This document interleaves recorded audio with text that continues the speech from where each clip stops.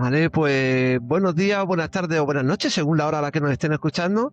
Estamos de nuevo aquí en una nueva edición de Radio Muelle.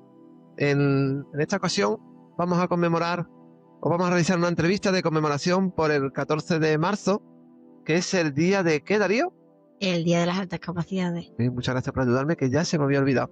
Y en la mañana de hoy contamos con dos niños, con mamá, dos adultas que están en el rol de mamá, porque tenemos más, y dos adultas que están en otro rol más educativo. Como a mí no me gusta presentar a la gente y creo que ellos pueden hacerlo por sí mismos, empezamos de derecha a izquierda, tal y como lo están viendo, y nos vamos presentando, ¿verdad? Así que comienzas tú, Isa. Bueno, buenos días, buenas tardes, buenas noches. Yo soy Isan y pues tengo altas capacidades. Muy bien, muchas gracias. A su derecha tenemos a Lucía, soy mamá de Darío, aquí del colegio. Darío, te ha hecho spoiler, sabemos cómo te llamas. Hola, yo me llamo Darío y estoy en sexto de primaria. Buenas, yo soy Celia, soy la mamá de Ista, otro niño con altas capacidades. Buenas, yo soy Gema Hernández, la tutora del aula específica de aquí del Muelle del Tinto. Hola, yo soy Pepi, la orientadora de referencia también del Centro Muelles del Tinto. Muy bien, pues como los propios niños han indicado, al ser el día de las altas capacidades, pues hemos seleccionado a dos niños del cole que están diagnosticados como tal. Ellos han preparado algunas preguntas, yo tengo algunas otras. Si os parece, empezamos directamente con la entrevista. Darío, ¿cuál era tu duda o curiosidad que querías consultar? A ver, yo le quería preguntar a las madres que en qué hubiera cambiado vuestra vida si no hubiéramos tenido altas capacidades. Hubiera cambiado totalmente. Yo soy muy feliz de cómo es Ethan, cómo es como persona, cómo se desarrolla. Tiene unos valores y unas cualidades que creo que si no fuera alta capacidad no lo tendría. Es sensible, es amigo de sus amigos, es buen estudiante, se le da bien muchas cosas y eso para una madre, para mí concretamente es un orgullo. Isa se está poniendo colorado mientras, que como no lo veis. Creo que sois muchas cosas, ¿no? Y eso es otra característica más. Pero creo que la parte, por ejemplo, de las emociones que estabas comentando, creo que quizás sería diferente. Así que toda esa sensibilidad seguramente que sería distinta. Perdón. Muy bien. Yo creo que, bueno, siendo alta capacidad o sin serlo, simplemente teniendo otro niño que no sea vosotros, como que habría cambiado tu vida si en lugar de tener a Darío hubieras tenido a Daría. Habría cambiado, ¿verdad? Cada niño es único independientemente de cómo sea. Ellos son un poquito más únicos y un poquito más especiales. ¿Qué duda tenías tú o te gustaría resolver, Isa? ¿Cuánto os ha costado descubrir que vuestros hijos tienen altas capacidades? Yo sé que había una pregunta que a Pepi le iba a tocar. Muchísimo. Muchísimo. Fue difícil.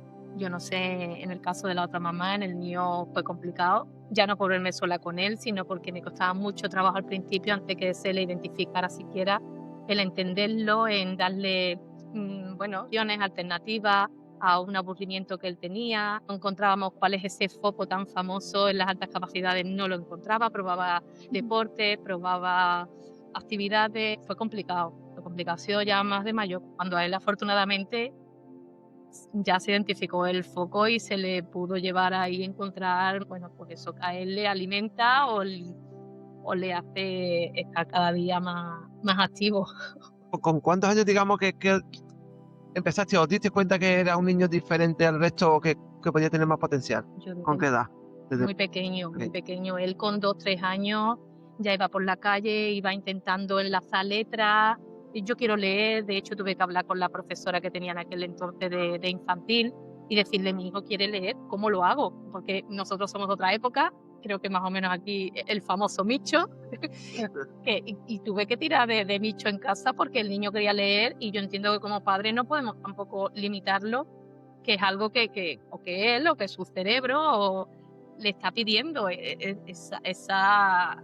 conocimiento, pero fue complicado. ¿Y en tu caso, Lucía? Pues más o menos lo que tú estás comentando en cuanto a la edad, ¿no? Es verdad que como es una de las necesidades que tiene mucho estigma, los propios padres nos cuesta, yo creo, reconocerlo. Incluso que yo digo, hombre, que yo me sé cosas del desarrollo de los niños, de lo que es esperable, de lo que no es esperable, y te cuesta verlo. Yo creo que ¿Por qué? ¿Por qué lo sabe Lucía? Porque nuestros oyentes no lo saben. Ah, bueno. Porque tienen ese conocimiento. Porque trabajo, ¿no? Mi ámbito de trabajo tiene que ver con la psicología del desarrollo y la psicología de la educación. Pero aún así, lo primero que los padres, en mi caso, yo tengo solo un hijo, no puedes comparar con otro, ¿no? Yo creo que ahí en ese sentido la labor desde el colegio es fundamental, porque vosotros tenéis muchos niños, podéis comparar lo que es normal y lo que no es normal. Y luego que hay mucho estigma, entonces, por parte de los padres, es complicado, ¿no? Porque parece como que si tú ves algo, si tú piensas que tu hijo tiene otro tipo de necesidad, ¿no? Miro a Gemma que tiene todos los días, ¿no? En el aula específica, es como que es fácil pedir, bueno, no sé si es fácil, pero que puedes pedir ayuda sin a lo mejor sentir que nadie te está juzgando, ¿no? Pero si tú tienes dudas en este caso de, oye, lo que está pasando es normal que mi hijo lea con 2 años, es normal, parece que estás queriendo como presumir, ¿no? Entonces eso creo que es una de las dificultades que tenemos las mamás y los papás, y creo que en ese sentido es muy interesante tener esta visibilización, por ejemplo, que estáis haciendo en el cole, ¿no? Cosa que además no es nuestro caso, pero que en el caso de las niñas encima todavía lo disimulan más para saberse integrar, para no destacar, para no... que ahí pues Pepi se más saben más que nosotras, ¿no? Pero en fin, que yo creo que es complicado porque yo tengo hasta compañeros míos que son todavía más expertos que yo, y es como, bueno, eso es que tú le estás estimulando mucho, ¿no? Claro, eso es que tú le estás haciendo mucho juego, ¿no? Entonces, está en el ámbito, no voy a decir más profesional, no en este caso en el cole, ¿no? Pero que hasta en contextos que pueden ser más cercanos a esta realidad, bueno, pues creo que es una necesidad bastante incomprendida, de la que además se sabe poco, porque hay muchos mitos y tú te crees que un niño con altas capacidades pues no va a tener un berrinche, o se le va a dar todo bien, o entonces nada de eso ayuda, ¿no? Entonces creo que en ese sentido es difícil. Creo que no sé si hemos respondido a tu pregunta, sí. pero... No sé si desde la parte más institucional, Mm. tanto Pepi Sí. como Gemma.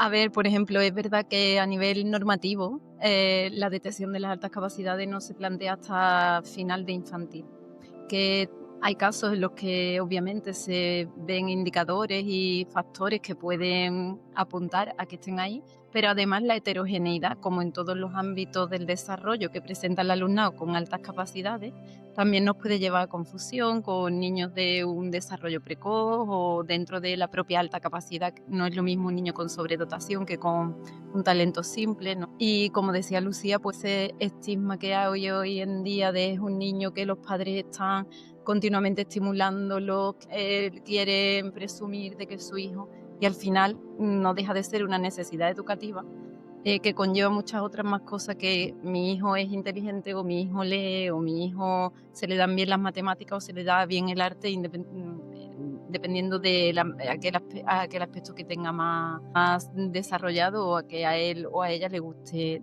más. Entonces sí que comprendo esa parte de desprotección que sienten las familias cuando ven esos indicadores o esas señales de alerta de qué está pasando, porque además, como hemos comentado anteriormente, para todos los temas relacionados con discapacidad, trastornos del desarrollo, hay muchos estudios, pero de altas capacidades pues no tanto, y tampoco la escuela está preparada en muchas ocasiones para darle la respuesta que ellos necesitan. Yo ¿Qué tengo más? poco que añadir, estoy totalmente de acuerdo con mi compañera Pepi. Además, una necesidad educativa y que no la contemplamos como tal, por lo tanto no le estamos dando las respuestas que ellos necesitan, porque además damos por hecho que como son altas capacidades van a salir solos hacia adelante, y pienso que no es así, que efectivamente tienen otro tipo de demandas. Hay que ver también lo que ha dicho Pepi, si es sobredotación o si simplemente es en un área específica. Y el colegio, creo en general, no este en particular, creo que no estamos atendiendo como... Porque yo en mi clase sé que tengo TEA, sé que tengo niños con diversidad funcional y sé por dónde tengo que ir, lo que tengo que hacer, y si no funciona la estrategia, sé que puedo tirar de otra. Pero si se me da el caso de la atención, aunque solo sea puntualmente a un niño con altas capacidades, tendría que ponerme al día en muchas de las cosas. Esto es como todo, al final si hay ganas, Claro, investiga y lo consigue, pero sí es verdad evidentemente. que esta mañana poníamos el ejemplo como en el hospital, que esto es el cribado. Cuando hay pocos recursos y tenemos un PT y una L y hay niños autistas y un niño de alta capacidad, pues por desgracia es como el cribado en el hospital. ¿A quién atiende? Pues voy a atender al autista que es necesario, que tengo que, por poner un ejemplo, ¿no? Un TDAH, y claro, muchas veces se nos van quedando por detrás los niños de alta capacidad que necesitan, como comentaba Lucía, la misma estimulación y que además son niños que dan guerra si los estimulan, porque es normal, porque se aburren mucho, ¿verdad? Hombre, este centro es muy propicio para ellos, porque hacer comunidad de aprendizaje y tener la dinámica que tenemos, pienso que a ellos los completa como personas. Quiere decir que le estamos dando esa pizquita de chispa que a lo mejor en otros centros no se les daría. Y con tantos proyectos que al final tienen muchos Bueno, pues. estímulos, no nos centramos en un área. ¿Continuamos con alguna preguntilla más? No sé quién había hecho la última, Isan. Pues Darío, pónselo fácil, ¿eh? Pónselo fácil. A ver, pues yo quería preguntar cuáles son los pros y los contras de tener un hijo con otras capacidades. Bueno, fácil, fácil. Pues esta sí que va para las madres. Ay, madre. Yo para mí pro todo. Porque yo estoy muy feliz de tener un niño con esta particularidad. No puedo decir otra cosa. Los pros, pues un sistema que nos acompaña, que la familia nos vemos muchas veces solos, que nos vemos, en mi caso, yo viniendo de otro colegio, de estar peleando contra un muro que no eres capaz de derribar y que no te quieren entender o que no te entienden porque no tienen esos medios. Pero si tengo que comparar, pues obviamente se agradece que haya equipos que son pros también, más pros, y colaboran en eso. ¿Y Lucía?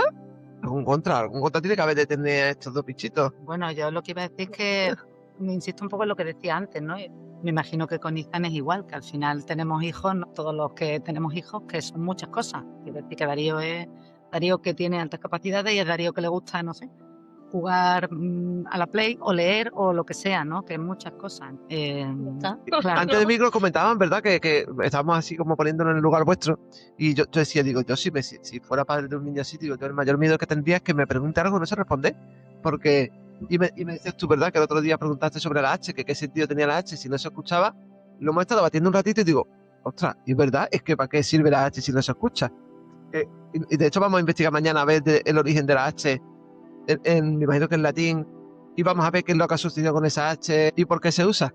Y es verdad que con toda la sinceridad, pues muchas veces tenemos que enfrentarnos a preguntas que nos hacen y decidiría también que una de las características es que lo cuestionáis todo. Es decir, que tú a otro niño le dices, haz esto porque hay que hacer esto y te dice, vale, o te dice, no quiero. Pero ellos no te dicen ni sí, ni vale, ni no quiero, sino que su mente va por encima y dicen, bueno, pero esto, y si hago esto y antes me has dicho que haga aquello y ahora... Entonces ese cuestionamiento a veces a un adulto pues se puede entender como, te entiendo porque tu cerebro va más allá y yo te lo intento explicar por qué, o se puede entender como, me estás cuestionando constantemente todo y no tiene por qué cuestionar, yo soy adulto, tú eres niño, y es verdad que a lo mejor eso es difícil de gestionar, no sé si a nivel de casa, cuando le decís alguna tarea o vivís esa situación, la verdad es que nosotros estamos contentísimos con los dos niños, nos hemos puesto en casos de que Darío incluso ha inventado una pregunta, ¿no? Me decía con Ale, cuando decía enumera y define, era porque siempre cuestionaban, ¿no? ¿Me has dicho antes? Sí, que la tutora de sexto, la señora Margarita, lo que hace es que en los exámenes cuando dice enumera pone a Alejandro, que es otro niño con altas capacidades, y cuando dice desarrollo me pone a mí, porque cuando Margarita estuvo preguntando cosas sobre un tema, Ale dijo, pues esto y esto. Y yo dije, pero eso es porque... Uno número de otro desarrollo, ¿verdad? Yo iba a añadir que, no es que sea una preocupación que me quite el sueño, ¿no? Pero si pienso como madre, es verdad que esa intensidad emocional, ¿no? Que suele estar presente y esa forma de pensar, que no sé si profunda es la palabra, ¿no? Pero bueno, ponías algunos ejemplos, ¿no? De hacerte preguntas sobre la vida. Creo que a veces puede llevar más sufrimiento. Entonces, bueno, también la vida es eso, ¿no? Es sentido. Quiero decir que en ese sentido no es que me preocupen. Pero si yo digo, como madre, ¿qué pienso que es un contra? Pues que no son personas que no van a pasar por la vida de puntillas, ¿no? Y esa intensidad también te puede generar más desazón en algunos momentos. Por cuestión de la gestión de las emociones, ellos también van por delante, tienen una madurez más precoz que el resto de niños, imagino, ¿no? Yo por la experiencia que tengo cercana en mi casa, y siempre va por delante esa madurez. Yo sí he tenido con quien compararlo y gestiona las cosas que suceden, lo gestionas de forma distinta, a veces con una madurez que tú dices no que le corresponda a su edad y otras veces queriendo buscar el porqué porque pasa algo y tú dices, bueno, ha pasado, esto es la vida, pero ellos siempre buscan ese porqué. quieren una explicación de lo que sucede y de cómo sucede. Estamos generalizando, obviamente, ¿vale? Como cuando sí, hablamos sí, con... claro, Sí, claro. sí. Luego cada niño es un mundo, o sea, como cuando hablamos con un signo, con algún síndrome de Down y siempre sale, pues bueno, pues son a lo mejor niños muy cabezotas, a lo mejor más vagos, luego no quiere decir que cada uno sea. No sé si, Pepi, hay algún estándar o características típicas que digamos, pues esto nos hace ver que... No, esa gestión emocional diferente a como lo hacen el resto de personas que no tenemos altas capacidades, sí que es cierto, ¿no? Pues es verdad que ellos se cuestionan muchas cosas acerca de los orígenes de la vida, de los valores, de las normas.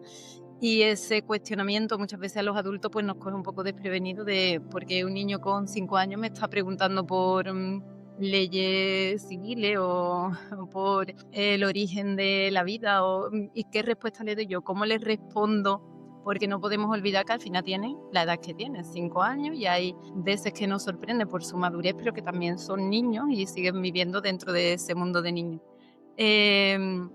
Esa característica y esa manera diferente de entender la realidad, no ya a nivel emocional, sino también a nivel cognitivo. Sus cuestionamientos, sus maneras de proceder son diferentes a la de un niño de la edad que no tenga esa característica de alta capacidad. De esos indicadores sí que muchas veces son los que llaman la atención a la familia, no tanto él ha aprendido a leer, que eso es muy característico, sino es que me hace unas preguntas que yo como adulto no me he llegado a hacer o no sé responder o se las tengo que responder con la edad que tiene. Entonces, esas señales de alerta sí que son las que nos tienen que hacer pues estar atentos, ¿no? Y actuar, que es lo más importante, actuar. Que se determina que existen las altas capacidades, perfecto, ya podemos trabajar de las maneras que también nos permita a nosotros los recursos que tenemos y la norma que tenemos. Que no se detectan, también hay niños que emocionalmente pues están muy próximos a altas capacidades sin llegar a ser mal.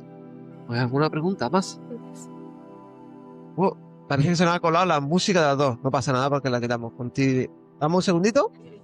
Sí, no pasa nada. Y lo que dice que se... Tal vez. No sé si te falta... Vale, pues Isa, nos hacemos la pregunta final. ¿Qué se siente tener un hijo inteligente? En este caso creo que la pregunta ha sido muy directa, ¿eh? Pues se siente orgullo. Como en las cajas de colores tiene que haber un color de cada uno. Vosotros sois un color más. Y yo creo que la labor de nuestras madres, pues sentirnos de vosotros o intentarlo, hacer nuestro trabajo lo mejor posible, estar lo más orgullosa de vosotros, de cómo vais desarrollando como persona y no dejar de acompañaros, porque yo creo que más que estar en esa típica labor de madre es un acompañamiento para evitar ese sufrimiento por esa sensibilidad extrema que tienen, pero sobre todo intentar disfrutar de la experiencia. Y ahora que me resulta curioso que las preguntas las han elaborado ellos dos, ¿verdad? Sin ningún tipo de condición ni ansio libre. Me resulta curioso ahora ya cuando las escucho que las 6 preguntas que han elaborado van a cómo se siente mi madre, cómo se siente mi familia. O sea, que ellos sienten como una carga de... Lo estoy haciendo. Sí, o sea, que sienten como que en casa hay un sobreesfuerzo por yo ser como soy. Yo siempre le digo lo mismo. En cuanto al nivel académico, las notas no dejan de ser un número. Eso para mí no es lo importante. Que tienen que dar siempre lo mejor de sí en todo. Y sentirme orgullosa, seguir sintiéndome orgullosa. Sí. Y lo hemos comentado antes, que muchas veces la alta capacidad no está en absoluto relacionada con el rendimiento académico, ¿eh? Para nada. Y eso es una cosa que, Sí. como ya se ha comentado también, que se Sí. presupone. Sí.